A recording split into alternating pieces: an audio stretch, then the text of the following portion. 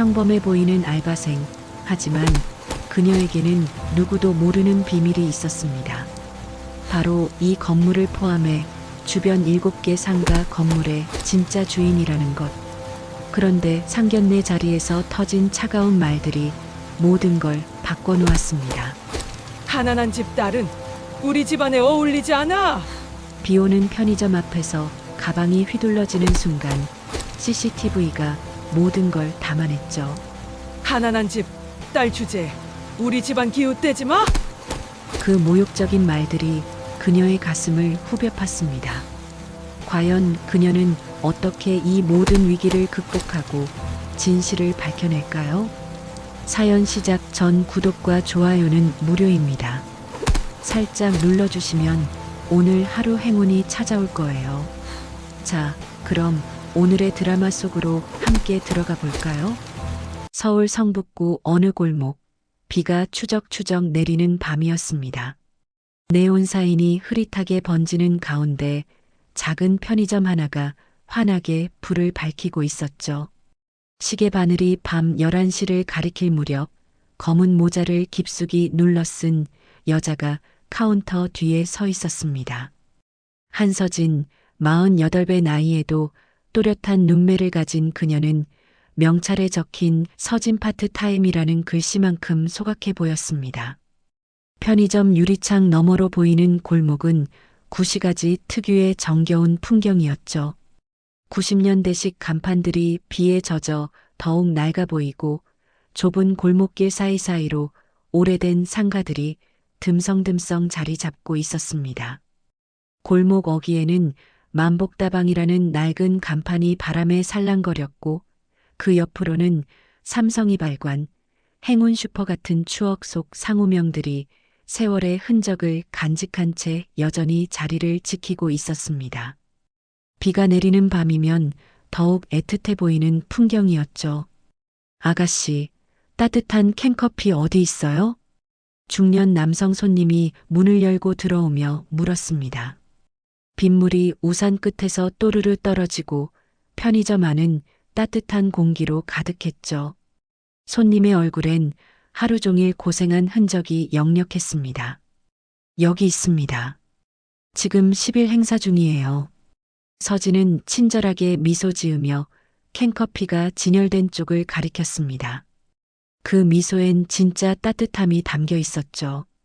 단순히 손님을 대하는 예의가 아니라 진심으로 배려하는 마음이 느껴졌습니다. 요즘 야간 알바하시기 힘들죠? 특히 이런 비 오는 날엔. 손님이 캔커피 2개를 집어들며 말했습니다. 서진은 바코드를 찍으며 천천히 대답했죠. 괜찮습니다. 익숙해졌어요. 밤에 일하는 게 저한테는 맞는 것 같아요. 그 표정엔 묘한 여유가 흘렀습니다. 마치 이 모든 상황을 즐기고 있는 듯한 미묘한 미소가 입가에 머물렀죠. 손님은 계산을 마치고 나가면서도 고개를 끄덕였습니다. 고생 많으십니다. 몸조리 잘하세요. 감사합니다. 안전하게 들어가세요. 손님이 나간 후 서진은 창밖을 바라봤습니다. 비에 젖은 골목길 너머로 요양원 건물이 희미하게 보였죠. 3층짜리 낡은 건물이었지만 서진에게는 세상에서 가장 소중한 곳 중 하나였습니다. 어머니 김말순이 계신 곳이었거든요. 76의 나이로 치매 초기 증세를 보이시는 어머니를 수시로 보살피기 위해 서진은 이 편의점에서 야간 근무를 자청했던 것입니다. 낮에는 어머니와 함께 시간을 보내고 밤에는 이곳에서 일하며 틈틈이 요양원 상황을 체크할 수 있었죠. 하지만 그것만이 전부는 아니었습니다. 서진의 진짜 정체는 이 편의점이 들어선 건물을 포함해 주변 7개 상가 건물의 실제 소유주였으니까요. 총 자산 규모만 해도 수백억 원에 달하는 부동산 부자였지만 아무도 그 사실을 알지 못했습니다. 부동산 재편이 한창인 이 시점에서 서진은 임차인들의 생생한 목소리를 직접 듣고 싶었던 것이죠. 사무실에 앉아 서류로만 보던 숫자들 뒤에 숨겨진 진짜 이야기들을 알고 싶었습니다. 카운터 아래 서랍에는 부동산 등기부등본과 임대차 계약서들이 가지런히 정리되어 있었지만 그 위에는 편의점 업무 매뉴얼과 야간 근무일지가 덮여 있었죠. 완벽한 위장이었습니다. 돈 냄새만 쫓던 시절은 지났어. 사람 냄새가 더 오래가는 법이야. 서진은 속으로 중얼거렸습니다. 20대 때부터 부동산 투자로 부를 쌓아왔지만 최근 들어서는 단순히 수익만을 추구하는 것에 회의를 느끼고 있었거든요. 밤이 깊어갈수록 편의점을 찾는 손님들은 더욱 다양해졌습니다. 야식을 사러 온 대학생들은 생활비 걱정을 하며 1,000원짜리 컵라면을 고르고 야근 후 맥주를 찾는 직장인들은 피로에 젖은 표정으로 캔맥주 한 캔을 집어들었죠. 담배를 사러 온 택시기사는 연료비 부담을 토로했고 새벽 배송을 준비하는 자영업자는 임대료 인상 소식에 한숨을 내쉬었습니다. 서진은 모든 손님들과 자연스럽게 대화를 나눴습니다. 진심으로 그들의 이야기에 귀 기울였죠. 사장님, 이 근처 임대료가 많이 오른다면서요? 우리 가게도 내년에 재계약인데 걱정이에요. 한 중년 여성이 라면을 사면서 걱정스럽게 말했습니다. 근처에서 작은 반찬 가게를 운영하는 분이었죠. 그러게요. 요즘 재개발 이야기도 나오고 있고요. 정말 서민들만 피해보는 것 같아요. 서진은 진심 어린 표정으로 고개를 끄덕였습니다. 그 순간 그녀의 눈빛에는 특별한 무언가가 스쳤죠. 마치 이미 모든 것을 알고 있다는 듯한, 그러면서도 뭔가 계획을 세우고 있다는 듯한 빛이었습니다. 아, 그런데 사장님, 혹시 이 건물 임대료는 어떠세요? 많이 올랐나요? 여성이 조심스럽게 물었습니다. 서진은 잠시 생각하다가 대답했죠. 다행히 저희 건물주분은 착하신 것 같아요. 아직까지는 크게 안 올리시더라고요. 사실 그 건물주가 바로 자신이었지만 서진은 담담하게 말했습니다. 여성의 얼굴에 안도의 표정이 스쳤죠. 시간이 흘러 새벽 2시가 되자 편의점은 고요해졌습니다. 서진은 재고 정리를 하며 창밖을 다시 바라봤죠.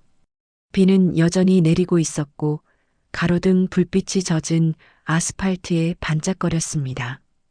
골목 곳곳에서 새어나오는 불빛들을 보며 서진은 생각에 잠겼습니다. 각각의 불빛 뒤에는 누군가의 삶이 있고 그 삶들이 모여 이 골목을 만들어가고 있었죠. 단순히 부동산 투자의 대상이 아니라 살아 숨쉬는 공동체였습니다. 그래도 내 정체는 아직 조용히 간직해야겠어. 서진은 작은 목소리로 혼잣말했습니다. 언젠가는 모든 것을 공개해야 할 때가 올 테지만 지금은 아니었죠. 지금은 그저 평범한 야간 알바생 서진으로 이 골목의 진짜 이야기를 듣고 배우는 시간이었습니다. 냉장고에서 나는 윙윙 소리와 빗소리가 어우러져 편의점 안을 가득 채웠습니다. 서진은 따뜻한 차를 한 잔 우려내며 내일 어머니를 뵈러 갈 생각을 했습니다. 그리고 이 골목 사람들의 이야기를 더 깊이 들어보고 싶다는 마음도 품었죠. 편의점에서의 한 달이 흘렀습니다. 서진은 어느덧 이 골목의 일상에 완전히 스며들어 있었죠. 그리고 오늘은 특별한 날이었습니다. 한 달 전부터 만나온 민호와의 상견례가 있는 날이었거든요. 민호는 서진보다 2살 위인 50살의 성실한 남자였습니다. 중견 건설회사에서 현장 관리자로 일하며 서진이 편의점에서 일한다는 것을 알고도 전혀 개의치 않았죠. 오히려 성실하게 일하는 모습을 더욱 존경한다고 말해주곤 했습니다. 서진 씨, 긴장되죠? 저희 어머니가 좀 까다로우시긴 해요. 민호가 택시 안에서 조심스럽게 말했습니다. 서진은 단정한 원피스를 입고 있었지만 평소보다 화장을 연하게 해서 수수해 보였죠. 괜찮아요. 어머니 마음을 이해해요. 자식이 소중하니까요. 서진은 담담하게 대답했습니다. 사실 그녀에게는 이런 상황이 전혀 낯설지 않았어요. 지난 몇 년간 여러 번의 만남이 있었지만 대부분 서진의 직업이나 경제적 상황 때문에 좋지 않게 끝났거든요. 상견례 장소는 종로구에 있는 한옥마을이라는 한정식 집이었습니다. 90년대부터 이 자리를 지켜온 유명한 맛집으로 전통 한옥을 개조한 고풍스러운 분위기였죠.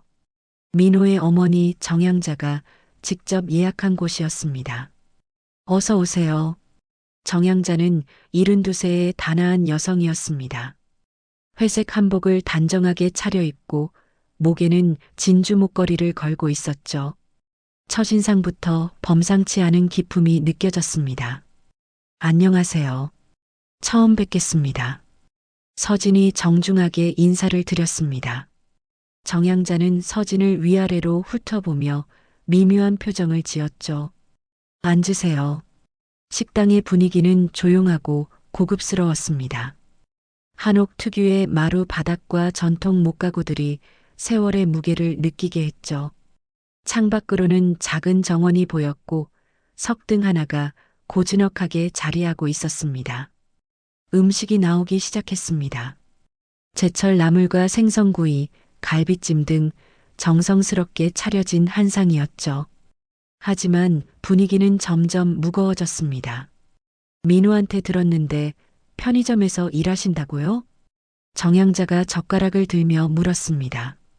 목소리에는 미묘한 경계심이 담겨 있었죠. 네, 야간 근무를 하고 있습니다. 서진은 솔직하게 대답했습니다.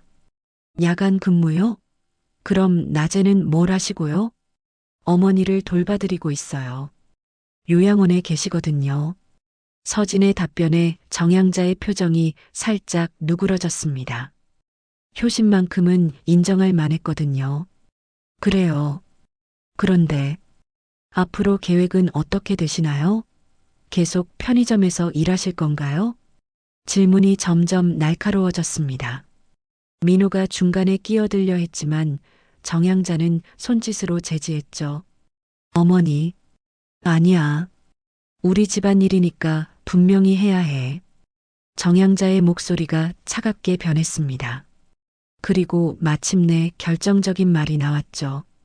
요즘은 알바생도 인성이 좋으면 괜찮다고 하지만 우리 집안은 가난한 집 딸은 좀. 순간 식당 안의 공기가 얼어붙었습니다. 민호의 얼굴이 창백해졌고 젓가락 소리도 멈췄죠. 어머니, 민호가 급하게 말렸지만 이미 늦었습니다. 정양자는 계속해서 말을 이어갔거든요. 민호는 서울 강북 토박이 집안 아들이야. 할아버지 때부터 이 동네에서 부동산 일을 해왔고 나름대로 재산도 있어.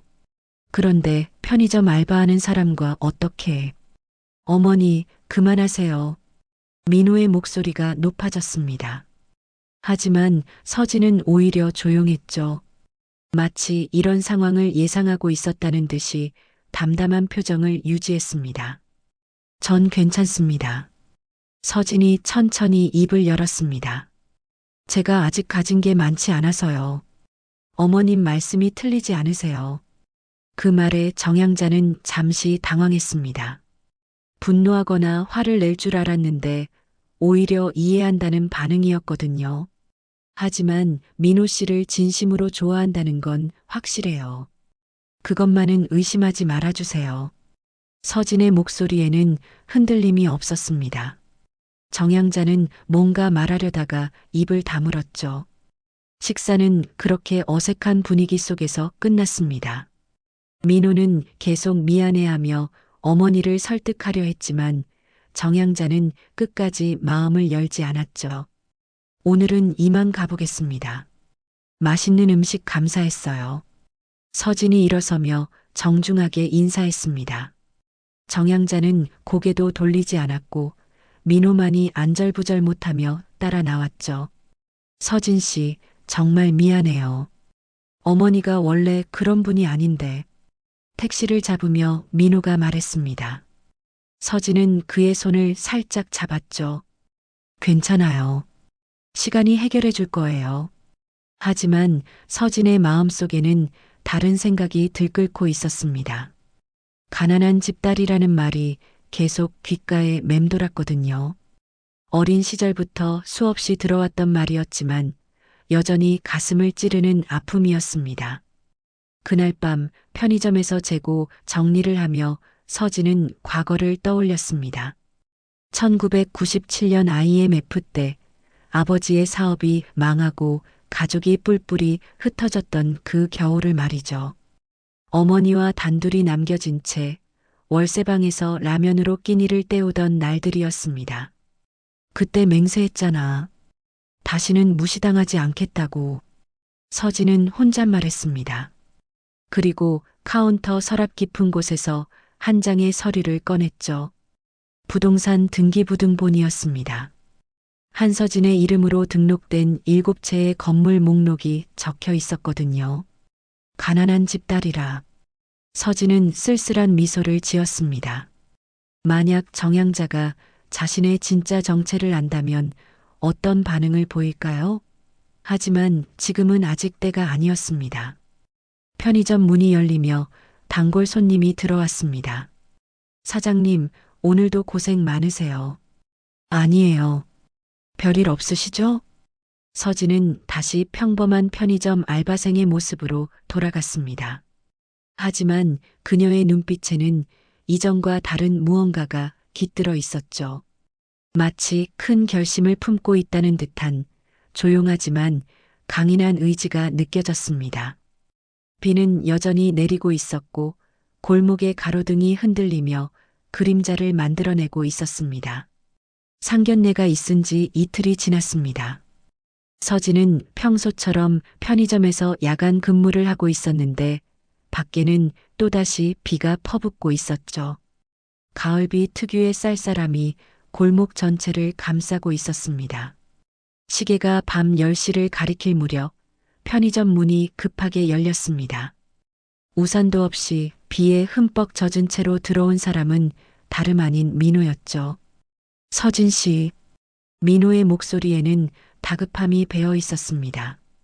머리카락에서 빗물이 뚝뚝 떨어지고 정장 재킷은 완전히 젖어 있었거든요.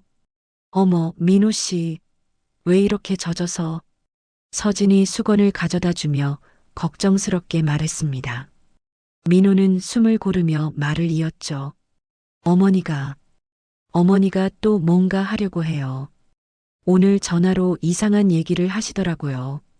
무슨 얘기요? 서진 씨에 대해 더 알아보겠다고. 그냥 넘어가지 않겠다고 하시더라고요. 서진의 표정이 잠시 굳어졌습니다.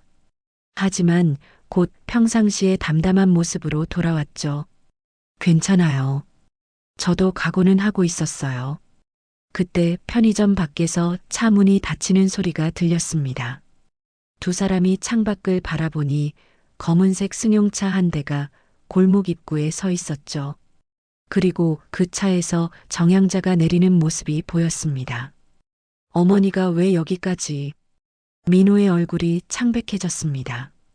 정양자는 우산을 쓰고 편의점 쪽으로 걸어오고 있었거든요. 민호 씨는 뒤로 가 계세요. 서진이 조용히 말했습니다. 그리고 카운터 앞으로 나와 정양자를 맞을 준비를 했죠. 편의점 문이 열리며 정양자가 들어왔습니다. 어두운 표정으로 서진을 바라보더니 곧바로 입을 열었습니다. 당신이 그 편의점 알바라는 여자군요. 안녕하세요. 어머님. 서진은 정중하게 인사했지만 정양자는 무시하고 말을 이어갔습니다. 내가 직접 와서 확인해 보고 싶었어요. 우리 민호가 어떤 여자 때문에 집안을 뒤집어 놓고 있는지 말이에요. 편의점 안의 분위기가 차갑게 변했습니다. 민호가 뒤에서 나오려 했지만 정양자가 손짓으로 제지했죠. 당신 진짜로 편의점 알바가 전부예요? 다른 일은 안 해요? 지금은 이 일이 전부입니다. 서진은 차분하게 대답했습니다. 거짓말은 아니었죠. 지금 이 순간 그녀는 정말로 편의점 알바생이었으니까요. 가족은 어떻게 돼요? 부모님은 뭘 하시고? 어머니는 요양원에 계시고 아버지는 일찍 돌아가셨습니다. 재산은요? 집은 있어요? 질문이 점점 더 날카로워졌습니다. 민호가 참다 못해 나서려 했지만 서진이 먼저 대답했죠. 월세 원룸에 살고 있습니다. 정양자의 얼굴에 승리의 미소가 스쳤습니다. 자신의 추측이 맞았다는 표정이었죠. 그래요. 역시 그럴 줄 알았어요. 그때 정양자가 가방을 휘둘렀습니다. 서진을 향해 던진 것이었죠. 가난한 집딸 주제에 우리 집안 기웃대지 마. 가방이 서진의 어깨를 스쳤습니다. 서진은 비틀거렸지만 넘어지지는 않았죠. 어머니, 민호가 달려와 정양자를 말렸습니다. 그만하세요. 이게 뭐 하시는 거예요? 하지만 정양자는 흥분한 상태였습니다. 내가 뭘 잘못했어? 이런 여자가 우리 집안에 들어오면 안 되잖아. 돈도 없고 배경도 없고 아무것도 없는 여자가. 어머니, 사람을 그렇게 평가하시면 안 돼요. 평가? 이게 평가야? 이건 현실이야. 정양자의 목소리가 골목에 울렸습니다. 그런데 그 순간 서진의 표정에는 묘한 변화가 일어났습니다. 지금까지의 담담함과는 다른 차가운 무언가가 스쳤거든요. 다 들었습니다. 서진이 조용히 말했습니다. 그 목소리에는 이상한 힘이 담겨 있었죠. 뭐? 정양자가 되물었습니다. 하시고 싶은 말씀 다 하셨죠? 그럼 저도 한 말씀 드려도 될까요? 서진의 눈빛이 달라졌습니다. 지금까지 보여준 수동적인 모습과는 완전히 다른 강인한 의지가 느껴졌거든요. 저는 지금까지 어머님을 이해하려고 노력했어요. 자식을 아끼는 마음도 알고 집안을 생각하는 마음도 이해해요. 서진은 천천히 말했습니다. 하지만 사람을 돈으로만 평가하시는 건 옳지 않아요. 특히 이런 식으로 모욕을 주시는 건 더더욱 잘못된 거예요. 정양자가 당황한 표정을 지었습니다. 순순히 당하기만 할 줄 알았던 여자가 갑자기 당당하게 맞서고 있었거든요. 당신이 감히 나한테. 감히요? 서진이 정양자의 말을 끊었습니다. 전 지금까지 예의를 지키려고 했어요. 하지만 예의도 한계가 있어요. 그때 서진이 편의점 밖을 가리켰습니다. 저기 보이세요? CCTV가 있어요. 방금 어머님이 하신 행동들이 다 녹화됐을 거예요. 정양자의 얼굴이 순간 창백해졌습니다. 녹화가 됐다고 해서 뭐 어쩔 건데? 별로 어쩌지는 않을 거예요. 다만 기억해두고 싶어서요. 오늘 이 순간을요. 서진의 목소리에는 이상한 확신이 담겨 있었습니다. 마치 언젠가는 이 모든 것을 되돌려줄 것이라는 듯한 느낌이었죠. 정양자는 뭔가 더 말하려다가 그만두었습니다. 서진의 눈빛에서 뭔가 심상치 않은 것을 느꼈거든요. 민호야, 가자. 정양자가 돌아서며 말했습니다. 어머니, 빨리 가자고. 민호는 서진을 바라보며 미안하다는 표정을 지었습니다. 서진은 고개를 끄덕여 괜찮다는 의사를 표했죠. 정양자가 나간 후 편의점은 다시 고요해졌습니다. 서진은 카운터로 돌아가 서랍을 열었죠. 그리고 그 안에서 작은 녹음기를 꺼냈습니다. 사실 CCTV만이 아니었습니다. 서진은 이미 모든 것을 예상하고 준비하고 있었거든요. 언젠가는 이런 일이 일어날 것을 알고 있었고 그때를 위해 증거를 모으고 있었던 것입니다. 맞바람처럼 스쳐가겠지. 하지만 증거는 남는다. 서진은 녹음기를 서랍 깊숙이 넣으며 혼잣말했습니다. 그리고 창밖을 바라봤죠. 비는 여전히 내리고 있었고 골목은 고요했습니다. 하지만 서진은 알고 있었습니다. 이것은 시작에 불과하다는 것을, 정양자가 이대로 물러서지 않을 것이라는 것을 말이죠. 편의점 한켠에서 냉장고 소리만이 윙윙거렸고 서진은 다시 평범한 알바생의 표정으로 돌아갔습니다. 하지만 그녀의 마음속에는 큰 결심이 자리 잡고 있었죠. 편의점에서의 그 사건이 있은 지 일주일이 지났습니다. 서진은 평상시와 다름없이 일상을 보내고 있었지만 골목 분위기는 조금씩 달라지고 있었죠. 상인들 사이에서 재개발에 대한 이야기가 더욱 자주 오가고 있었거든요. 사장님 들었어요? 다음 주에 구청에서 공청회 한다던데요. 단골 손님인 반찬가게 사장님이 걱정스러운 표정으로 말했습니다. 서진은 계산을 하면서 고개를 끄덕였죠. 네, 저도 들었어요. 재개발 관련해서 주민 의견을 듣는다던가요? 의견을 듣긴 뭘 들어요. 이미 다 정해진 거 아니에요? 우리 같은 사람들 말이 어디 먹혀 들어가나? 사장님의 목소리에는 체념이 배어 있었습니다. 서진은 그 표정을 유심히 바라봤죠. 그래도 가봐야죠. 목소리라도 내야 하지 않을까요? 그러게 말이에요. 그런데 사장님도 같이 가실 거죠? 우리끼리라도 뭉쳐야 할 것 같은데. 서진은 잠시 생각하다가 대답했습니다. 네, 당연히 가야죠. 며칠 후 성북구청 대강당에서 재개발 공청회가 열렸습니다. 강당 안은 이미 사람들로 가득 차 있었죠. 앞쪽에는 구청 관계자들과 개발업체 사람들이 앉아 있었고 뒤쪽에는 상인들과 주민들이 자리를 잡고 있었습니다.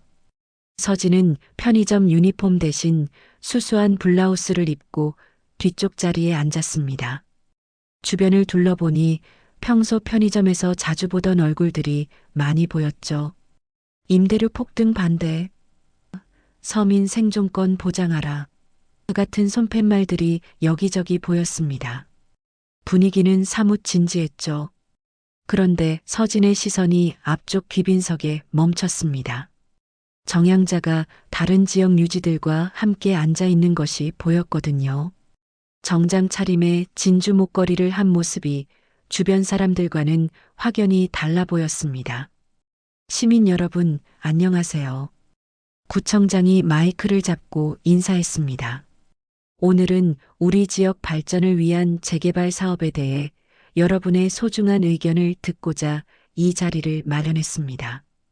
하지만 개발업체의 설명이 시작되자 분위기가 달아올랐습니다.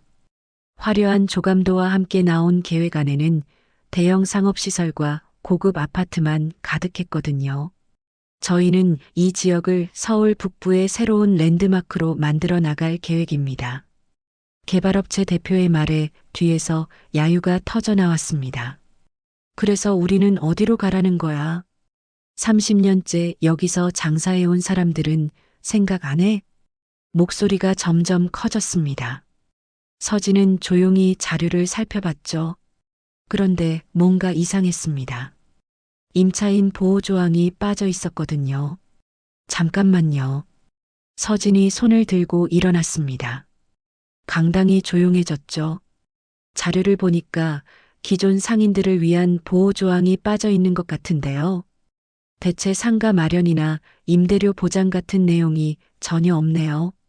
개발업체 대표가 당황한 표정을 지었습니다. 아, 그 부분은 아직 검토 중입니다. 검토 중이라고요? 그럼 언제까지 검토하실 건가요? 서진의 질문에 대답이 명확하지 않았습니다. 주변 상인들이 웅성거리기 시작했죠. 그때 정양자가 일어섰습니다. 지역 발전을 위해서는 어느 정도 희생이 따르는 법입니다. 개인의 이익보다는 전체의 이익을 생각해야 하지 않을까요? 서진과 정양자의 시선이 마주쳤습니다. 정양자는 서진이 누구인지 알아봤지만 표정에는 변화가 없었죠. 희생이라고 하셨는데 누구의 희생인가요? 서진이 다시 입을 열었습니다. 30년, 40년 이 자리를 지켜온 상인들이 떠나야 하는 게 희생이고 새로 들어오는 대기업들이 이익을 얻는 게 발전인가요? 강당 안이 다시 술렁였습니다. 상인들이 박수를 치기 시작했거든요. 그 여자 말이 맞아. 우리가 왜 희생양이 되어야 해? 분위기가 점점 격해졌습니다. 구청장이 마이크를 잡고 진정시키려 했지만 쉽지 않았죠. 공청회가 끝난 후 서진은 상인들과 함께 밖으로 나왔습니다. 모두들 분개하고 있었죠. 정말 화가 나네요. 우리는 아예 안중에도 없는 것 같아요. 그래도 오늘 서진 씨가 좋은 말씀 해주셔서 고마워요. 상인들이 서진을 칭찬했습니다. 하지만 서진의 마음은 복잡했죠. 공청회 자료를 보니 뭔가 밀실 합의가 이미 이루어진 것 같았거든요. 혹시 서명운동이라도 해볼까요? 서진이 제안했습니다. 임차인 보호조항을 넣어달라고 요구하는 거예요. 좋은 생각이에요. 상인들이 동의했습니다. 그렇게 서진은 자연스럽게 서명운동을 주도하게 됐죠. 며칠 후 서진은 골목 곳곳을 다니며 상인들을 만났습니다. 편의점 유니폼을 입고도 누구보다 열심히 뛰어다녔죠. 사장님, 서명 좀 부탁드려요. 우리 상권을 지키기 위한 일이에요. 당연히 해야죠. 서진 씨가 아니었으면 우리가 뭘 할 수 있었겠어요. 서명이 점점 늘어났습니다. 하지만 서진은 더 근본적인 해결책을 준비하고 있었죠. 편의점으로 돌아온 서진은 서랍에서 임대차 계약서들을 꺼냈습니다. 지키자. 당신들 가게는 내 건물 임대료 동결부터. 서진은 속으로 다짐했습니다. 자신이 소유한 건물의 임차인들만이라도 보호하기로 결심한 것이죠. 그런데 그날 밤 정양자로부터 전화가 왔습니다. 민호의 전화였죠. 서진 씨, 어머니가 뭔가 알아내셨어요. 뭘 알아내셨다고요? 서진 씨가 공청회에서 발언한 거, 그리고 서명운동하는 거 다 아시더라고요. 화가 많이 나셨어요. 서진은 예상했던 일이었습니다. 그래서요? 우리 계획을 망치고 있다고, 더 이상 두고 볼 수 없다고 하시더라고요. 민호의 목소리에는 걱정이 가득했습니다. 괜찮아요. 각오하고 있었어요. 서진은 담담하게 대답했습니다. 하지만 마음속으로는 알고 있었죠. 정말로 큰 싸움이 시작될 것이라는 걸 말입니다. 창밖으로는 골목 상인들의 불빛이 여전히 반짝이고 있었습니다. 서진은 그 불빛들을 바라보며 다짐했죠. 절대 포기하지 않겠다고, 끝까지 싸우겠다고 말입니다. 서명운동이 시작된 지 일주일이 지났습니다. 서진의 노력으로 이미 상인 100여 명의 서명을 받았죠. 하지만 그와 동시에 서진에게는 예상치 못한 위기가 찾아오고 있었습니다. 그날 오후 서진이 요양원에서 어머니를 돌보고 있을 때였습니다. 김말수는 평소보다 정신이 또렷해 보였죠. 서진아, 요즘 무슨 일 있니? 얼굴이 좀 어두워 보여. 아무것도 아니에요, 엄마. 그냥 일이 좀 바빠서요. 서진은 어머니의 손을 잡으며 말했습니다. 하지만 마음 한편으로는 걱정이 컸죠. 최근 정양자 쪽에서 뭔가 움직임이 있다는 소식을 들었거든요. 그때 요양원 복도에서 큰 소리가 들렸습니다. 한서진, 어디 있어? 익숙한 목소리였습니다. 서진의 얼굴이 굳어졌죠. 사촌 오빠 박승호의 목소리였거든요. 문이 거칠게 열리며 박승호가 들어왔습니다. 52살의 그는 술 냄새를 풍기며 서류 뭉치를 들고 있었죠. 오빠, 여기서 왜? 왜긴 뭐가 왜야? 내가 나를 피해 다니니까 여기까지 온 거지. 박승호의 목소리에 다른 환자들이 놀라 쳐다봤습니다. 서진은 급히 어머니 곁을 떠나 복도로 나왔죠. 조용히 해요. 여긴 요양원이에요. 조용히 하라고.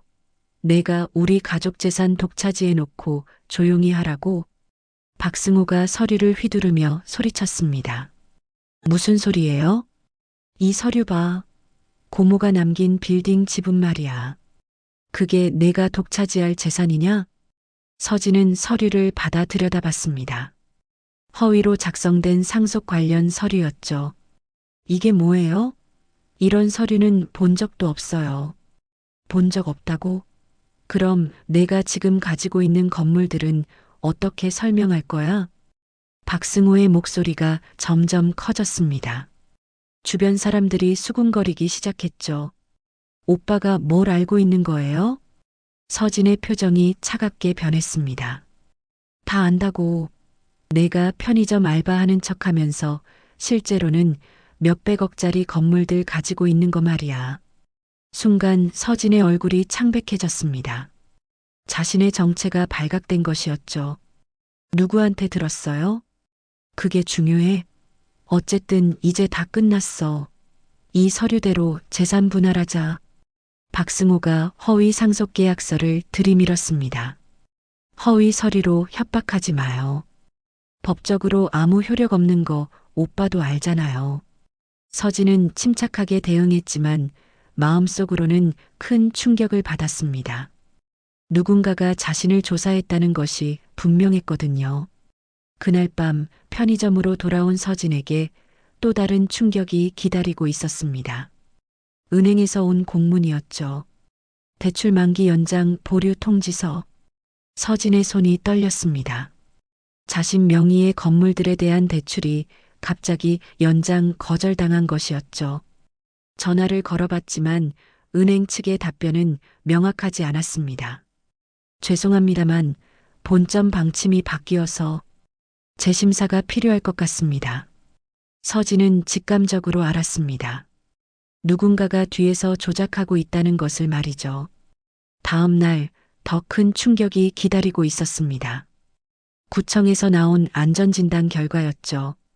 건물 안전등급 D등급 판정. 서진이 소유한 건물 중 두 채가 갑자기 D등급 판정을 받았습니다. 이상했죠. 불과 한 달 전에 안전진단을 받았을 때는 B등급이었는데 말입니다. 이상해요. 분명히 한 달 전에는 서진이 구청 담당자에게 항의했지만 돌아온 답변은 차갑기만 했습니다.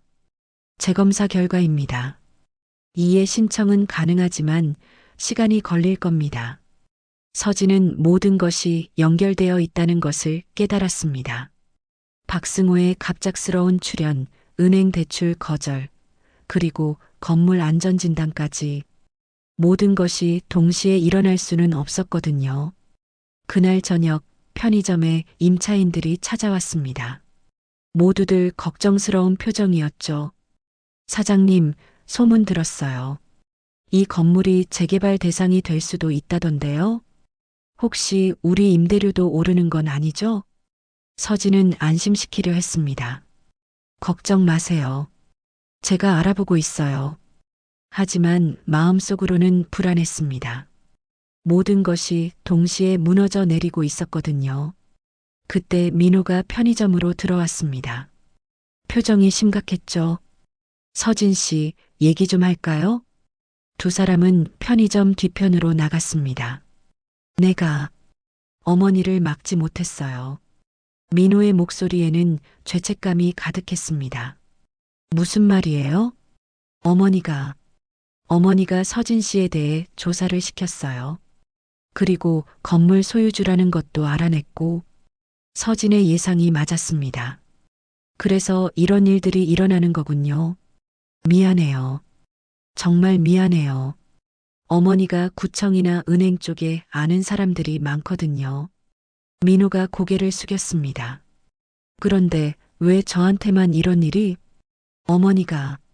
어머니가 서진 씨가 가짜로 가난한 척했다고 생각하시는 것 같아요. 그래서 더 화가 나신 것 같고요. 서진은 쓴웃음을 지었습니다. 자신을 보호하려던 비밀이 오히려 더 큰 오해를 낳은 것이었죠. 사람을 믿으려던 순간 칼이 들어온다. 서진은 속으로 중얼거렸습니다. 지금까지 조심스럽게 쌓아온 모든 것이 한순간에 무너져 내리고 있었거든요.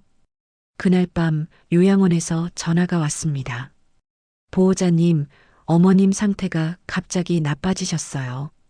빨리 오셔야 할 것 같습니다. 서진의 가슴이 철렁했습니다. 모든 것이 동시에 무너져 내리는 느낌이었죠. 택시를 타고 요양원으로 향하면서 서진은 창밖을 바라봤습니다.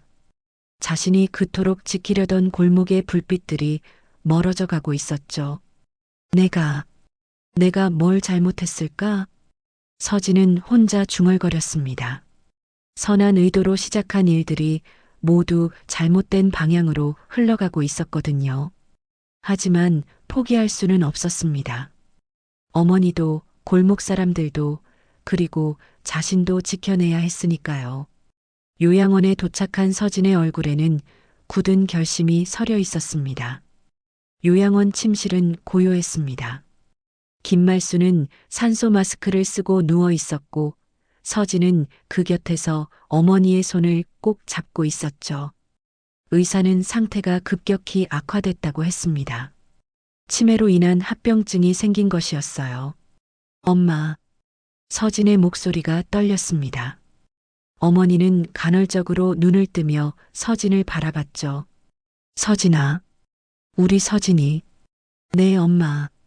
제가 여기 있어요. 김말순의 손이 미약하게 서진의 손을 쥐었습니다. 그리고 희미한 목소리로 말했죠. 힘들지. 많이 힘들지. 서진의 눈에 눈물이 고였습니다. 어머니는 항상 알고 계셨던 것 같았어요. 딸이 얼마나 무거운 짐을 혼자 지고 살아가고 있는지를 말이죠. 괜찮아요, 엄마. 저 괜찮아요. 하지만 김말수는 고개를 저었습니다. 아니야. 엄마가 알아. 내가 얼마나 아픈지. 그때 김말순이 갑자기 또렷한 목소리로 말했습니다. 1997년 겨울. 기억하니? 서진의 가슴이 뛰었습니다. IMF 그 겨울. 모든 것이 무너졌던 그때를 말하는 것이었죠. 기억해요, 엄마. 그때 엄마가 쓰러졌을 때 내가 뭐라고 했는지 기억해? 서진은 그날을 또렷하게 기억했습니다. 1997년 12월 아버지의 작은 공장이 문을 닫던 날이었죠. 빚에 쫓겨 집도 잃고 월세방으로 이사한 그 추운 겨울이었습니다. 어머니는 동네 슈퍼마켓에서 파트타임으로 일하며 생계를 이어가고 있었어요. 서진은 18살이었고 대학 진학을 포기하고 아르바이트를 하며 어머니를 도왔죠. 그날도 어머니는 새벽부터 슈퍼에 나가셨습니다. 그런데 저녁이 되어도 집에 오지 않으셨어요. 걱정이 된 서진이 슈퍼에 가보니 어머니가 창고에서 쓰러져 계셨던 것이었죠. 과로였습니다. 하루에 12시간씩 일하시던 어머니의 몸이 한계에 달했던 것이에요. 병원으로 옮겨진 어머니는 의식을 잃은 채 며칠을 보내셨습니다. 서진은 병원비도 없어서 복도에서 밤을 새웠죠. 그때 어머니가 깨어나셨을 때 서진이 했던 말이 있었습니다. 엄마, 제가 돈을 많이 벌게요. 언젠가 내 이름으로 건물들을 사서 쫓겨나는 사람이 없는 골목을 만들 거예요. 18살 소녀의 다짐이었습니다. 가난 때문에 무시당하고 쫓겨나는 일이 없는 세상을 만들겠다는 약속이었죠. 그 약속? 지켰구나. 김말순의 목소리에는 자부심이 담겨 있었습니다. 네, 엄마. 지켰어요. 서진은 울먹이며 대답했습니다. 하지만 지금 모든 게 흔들리고 있어요. 제가 지키려던 것들이 다 무너지고 있어요. 김말수는 서진의 손을 더 꽉 잡았습니다. 서진아, 내가 진짜 지켜야 할 건 건물이 아니야. 그럼 뭐예요? 사람이야. 사람의 마음이야. 어머니의 말에 서진은 무언가 깨닫는 표정을 지었습니다. 내가 편의점에서 일한 건 돈 때문이 아니었잖아. 사람들을 알고 싶어서였잖아. 그때 서진의 마음속에서 뭔가 명확해졌습니다. 자신이 정말로 지키고 싶었던 것이 무엇인지를 말이죠. 다음 날 아침 서진은 편의점으로 돌아왔습니다. 어머니의 상태는 안정되었지만 여전히 위중했죠. 하지만 서진에게는 해야 할 일이 있었습니다. 편의점 서랍을 열고 서진은 여러 서류들을 꺼냈습니다. 부동산 등기부등본, 임대차 계약서, 그리고 오래전부터 준비해둔 특별한 서류들이었죠. 법무법인에서 작성한 장기임대차 보호특약서였습니다. 임차인들의 권리를 최대한 보장하는 내용이 담겨 있었어요. 재개발이 되더라도 대체상가를 제공하고 임대료는 동결하며 영업권도 보상한다는 내용이었죠. 이제 끝까지 가야겠어. 서진은 결심했습니다. 더 이상 숨지 않기로 한 것이었죠. 그날 오후 박승호가 다시 나타났습니다. 이번에는 변호사까지 데리고 왔어요. 한서진, 이제 그만 협상하자. 내가 가져온 변호사 선생님과 얘기해봐. 하지만 서진의 대답은 단호했습니다. 협상은 없어요. 허위 서류로 협박하는 것도 그만하시고요. 허위 서류? 이게 허위야? 박승호가 소리를 질렀지만 서진은 흔들리지 않았습니다. 오빠 법정에서 만나요. 저도 변호사 있어요. 서진이 이미 준비된 고발장을 내밀었습니다. 허위 서류 작성과 협박 혐의로 박승호를 고발하는 내용이었죠. 박승호의 얼굴이 창백해졌습니다. 그날 밤 서진은 임차인들을 하나씩 찾아갔습니다. 반찬가게, 이발관, 다방. 모든 곳을 돌아다니며 진실을 말했죠. 사실 제가 이 건물들의 주인입니다. 상인들은 깜짝 놀랐습니다. 뭐라고요? 서진 씨가 건물주라고요? 왜 지금까지 말 안 하셨어요? 서진은 솔직하게 대답했습니다. 여러분의 진짜 이야기를 듣고 싶었어요. 건물주라는 이름이 아니라 똑같이 일하는 사람으로서 말이에요. 그리고 장기임대차 보호특약서를 보여줬습니다. 이걸로 여러분을 지키겠습니다. 재개발이 와도 임대료가 올라도 여러분은 안전할 거예요. 상인들의 눈에 눈물이 고였습니다. 서진 씨, 정말 고마워요. 하지만 서진은 알고 있었습니다. 진짜 싸움은 이제부터 시작이라는 것을 말이죠. 다음 날 정양자로부터 전화가 왔습니다. 한서진 씨, 만나서 얘기해야겠어요. 목소리에는 차가운 분노가 담겨 있었습니다. 어디서 만날까요? 우리 집으로 오세요. 오늘 저녁 7시. 전화가 끊어진 후 서진은 깊게 숨을 쉬었습니다. 드디어 모든 카드를 공개할 때가 온 것이었죠.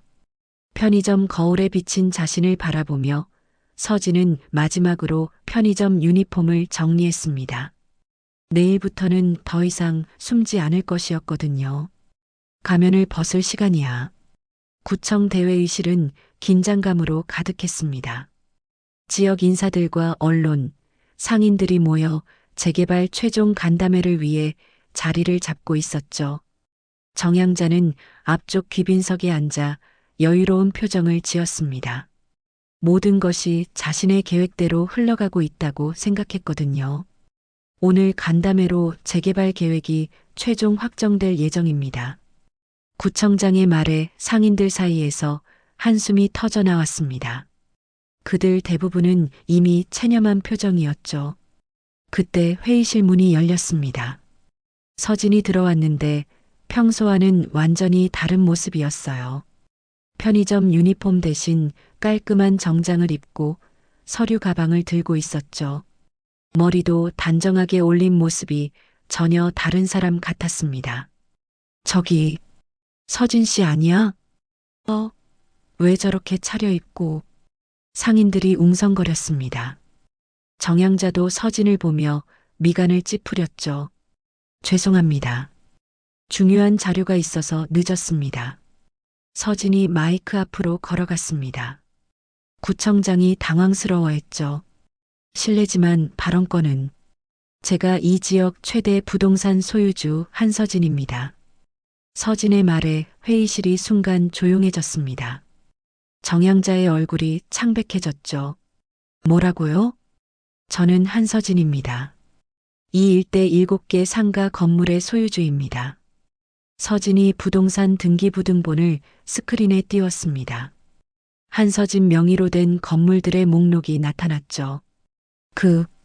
그럼 편의점 알바는 임차인들의 실정을 직접 알고 싶어서였습니다.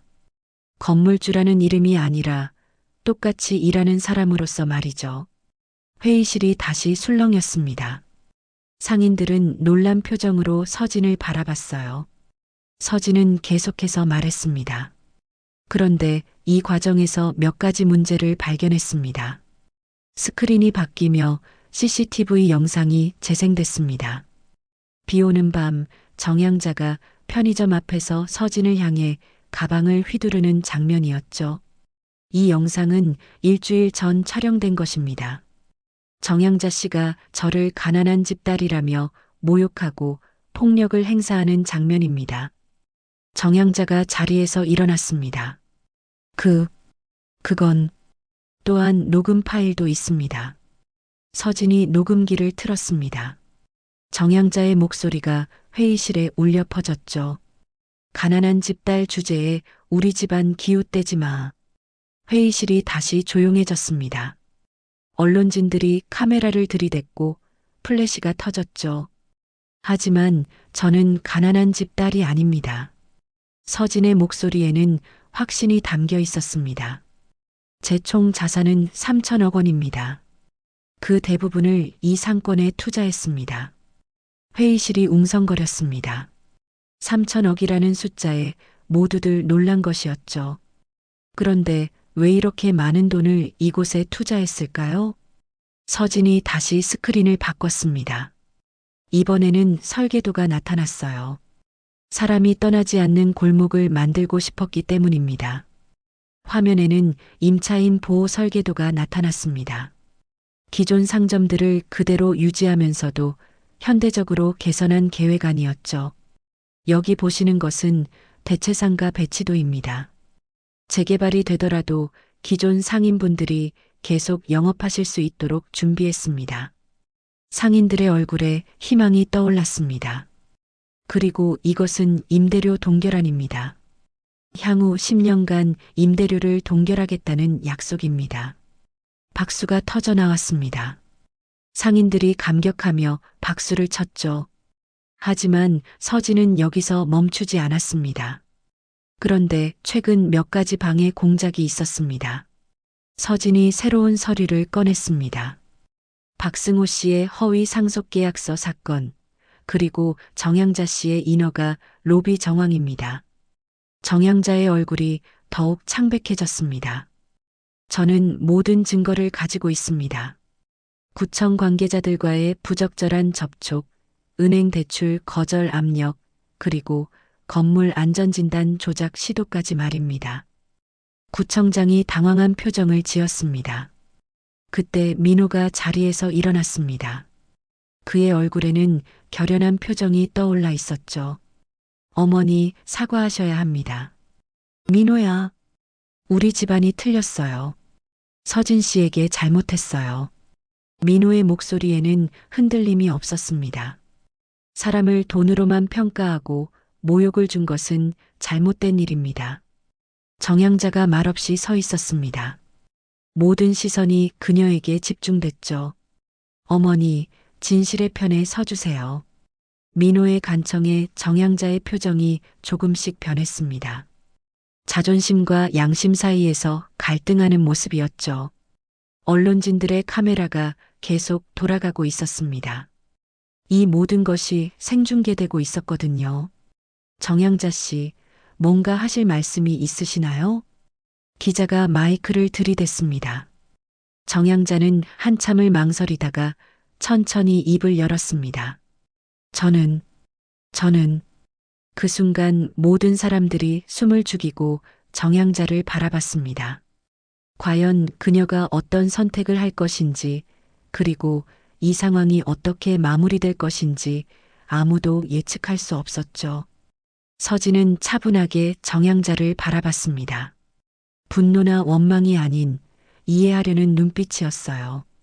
회의실의 시계 초침 소리만이 조용히 흘러가고 있었습니다. 정양자는 한참을 망설이더니 천천히 고개를 숙였습니다. 미안했습니다. 작은 목소리였지만 회의실 전체에 울려 퍼졌습니다. 서진 씨, 제가 잘못 봤어요. 가난과 부를 사람 자체로 오해했습니다. 정양자의 목소리가 떨렸습니다. 평생을 자존심으로 살아온 여자가 공개적으로 사과하는 것은 쉽지 않은 일이었거든요. 사람을 돈으로만 평가한 제가 잘못이었어요. 그리고 폭력까지 휘둘렀던 것은 변명의 여지가 없습니다. 회의실이 조용해졌습니다. 언론진들이 이 순간을 놓치지 않고 촬영했죠. 서진이 자리에서 일어났습니다. 어머님 고마워요. 용기 내어 사과해 주셔서. 그리고 정양자에게 다가가 손을 내밀었습니다. 이제 예비 며느리로 봐주실 수 있을까요? 서로 존중하면서 말이에요.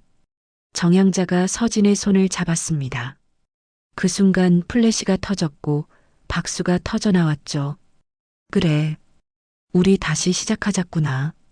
정양자의 얼굴에 쓸쓸하지만 진심 어린 미소가 떠올랐습니다. 몇 달이 흘렀습니다. 서진의 상가 골목은 완전히 달라져 있었습니다. 1층에는 옛 다방 감성을 살린 커피집 만복커피가 들어서 있었고 그 옆으로는 추억의 경양식집 골목식당이 자리했습니다.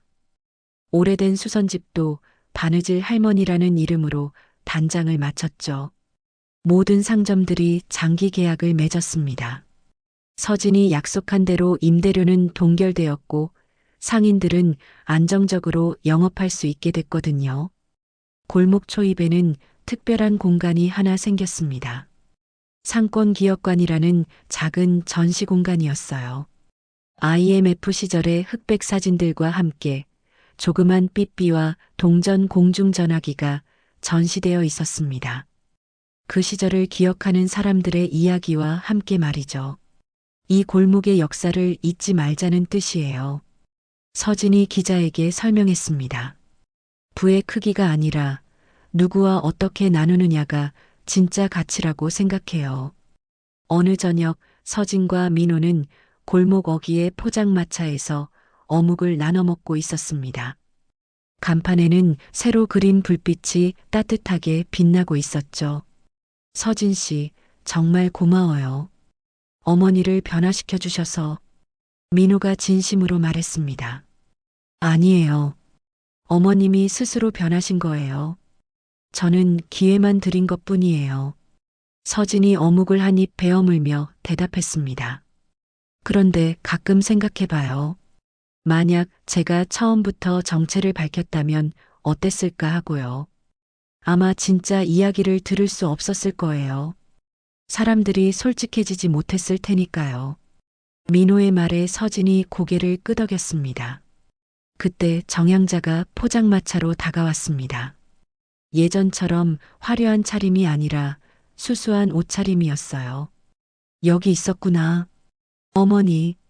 민호가 깜짝 놀라며 일어섰습니다. 앉아, 앉아. 나도 어묵 하나 먹고 싶어서 왔어. 정양자가 서진 옆에 앉으며 말했습니다. 어머님, 어떻게? 이 근처 다녀보니까 정말 좋더라고. 사람 냄새가 나서 좋아. 정양자가 포장마차 사장에게 어묵 하나를 주문했습니다. 서진아, 내가 말한 게 맞더라. 돈으로 산 건물 위에 사람들의 시간이 쌓이는구나. 세 사람은 조용히 어묵을 나눠 먹었습니다. 골목에서는 사람들이 오가며 평범한 일상을 이어가고 있었죠. 그런데 서진 씨, 이제 편의점 일은 안 하세요? 민호가 물었습니다. 가끔씩 해요. 그때 그 느낌이 좋았거든요. 서진이 웃으며 대답했습니다. 사람들과 자연스럽게 이야기 나누던 그 시간들이요. 실제로 서진은 일주일에 한두 번씩 편의점에서 야간 근무를 했습니다. 이제는 정체를 숨길 필요가 없었지만 여전히 그 시간이 소중했거든요. 사장님, 오늘도 고생 많으세요. 단골 손님이 들어와 인사했습니다. 아니에요. 오늘 하루 어떠셨어요? 서진이 자연스럽게 대답했습니다. 예전처럼 진심으로 궁금해하는 표정이었죠. 사장님 덕분에 우리 가게도 안정됐어요. 정말 고마워요. 반찬 가게 사장님이 라면을 사면서 말했습니다. 당연한 일이에요. 우리 모두 이 골목을 만들어가는 사람들이잖아요. 그날 밤 서진은 편의점에서 재고 정리를 하며 창밖을 바라봤습니다. 골목 곳곳에서 새어나오는 불빛들이 여전히 따뜻했어요. 요양원의 어머니는 많이 좋아지셨습니다. 완전히 회복된 것은 아니지만 서진과 대화할 수 있을 정도로 상태가 안정됐죠. 서진아, 내가 지키려던 게 이거였구나. 어머니가 골목 사진을 보며 말씀하셨습니다. 네, 엄마. 사람들이 떠나지 않는 골목이요. 잘했어. 정말 잘했어. 어머니의 따뜻한 말씀이 서진의 가슴을 뭉클하게 했습니다. 새벽이 되어 편의점 문을 닫을 시간이 됐습니다. 서진은 마지막으로 골목을 한 바퀴 돌았어요. 가로등이 하나 둘 켜져 있는 고요한 골목이었죠. 가난한 집딸이라 불리던 여자는 이제 이 골목의 진짜 주인이 되어 있었습니다. 하지만 가장 중요한 건 그녀가 여전히 값싼 편의점 커피를 들고 자신의 골목을 천천히 걸어간다는 것이었어요. 사람들의 삶이 흐르는 골목에서 진짜 부는 나누는 것이라는 걸 몸소 보여주면서 말이죠. 골목 끝에서 서진이 뒤돌아봤습니다. 따뜻한 불빛들이 여전히 반짝이고 있었고 그 속에서 사람들의 이야기가 계속 이어지고 있었습니다. 오늘 사연이 마음에 닿으셨다면 조용히 응원해 주세요. 구독과 좋아요는 무료지만 저에게는 큰 힘이 됩니다. 건강과 복 그리고 좋은 소식이 늘 함께 하시길 진심으로 바랍니다.